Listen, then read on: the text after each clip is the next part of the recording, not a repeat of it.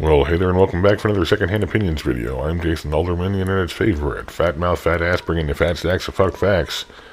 And you may recall not long ago, AOC was saying something about how she thought the riots and crime in her neck of the woods of New York was all about people getting fed and feeding their kids. How do you get money to do that? You gotta steal something to sell something to buy food. And so they go out and they need to feed their child and they don't have money. So you maybe have to, they're put in a position where they feel like they either need to shoplift some bread or go hungry that night. Well, Alexandria, this article here proves you're kind of full of shit. Let's take a look, guys. One of the Black Lives Matter protesters now facing felony rioting and misdemeanor graffiti charges after a window-smashing free-for-all in Manhattan is a wealthy Upper East Sider whose mother is an architect and whose father is a child psychiatrist. Clara Kraber, 20, is one of 8 people arrested Friday night after a roiling 3-hour rampage that police say cost at least $100,000 in damage from Foley Square up to 24th Street. Every city, every town, burn the precinct to the ground, the group chanted as it moved up Lafayette Street while busting the plate glass facades of banks, Starbucks, and Duane Reade's. The protest was organized by a group calling themselves the New African Black Panther Party and the Revolutionary Abolitionists Movement.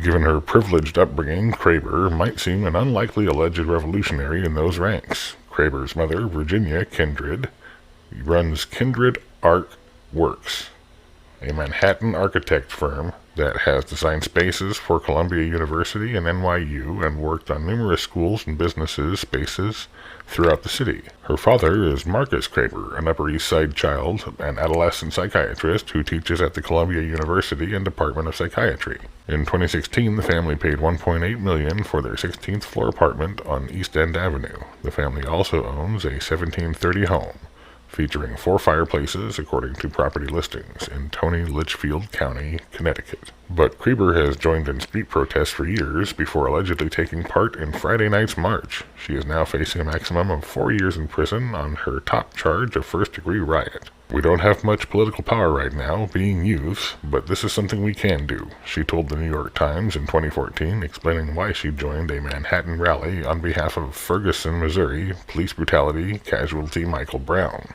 She was a 14-year-old student at the elite Hunter College, HS, at the time.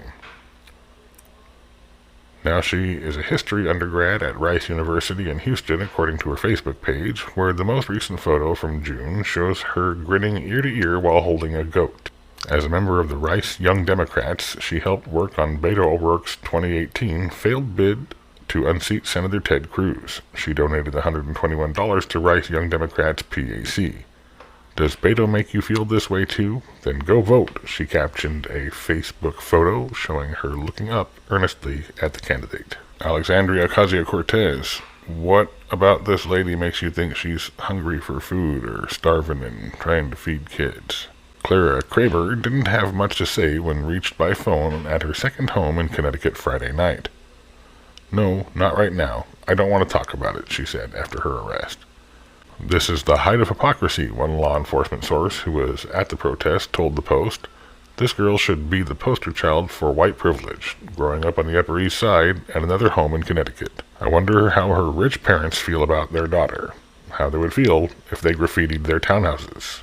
So there it is, guys. This lady facing 4 years in prison for breaking stuff and trashing shit. Has nothing to do with getting fed or whatnot. I'm sure she's got an extra pantry full of food up in Connecticut. So when they lie and try to say they're peaceful protesters, y'all know it's hogwash. And when they lie and say they're just hungry so they're going out to break stuff, it's hogwash. This is the day and age of social media. You guys can't just lie, because somebody will publish the video somewhere and we will all circulate it and we'll let each other know. Let's all pretend like our opinions matter and leave them in the comments below. And remember, this is social media, so do all the things.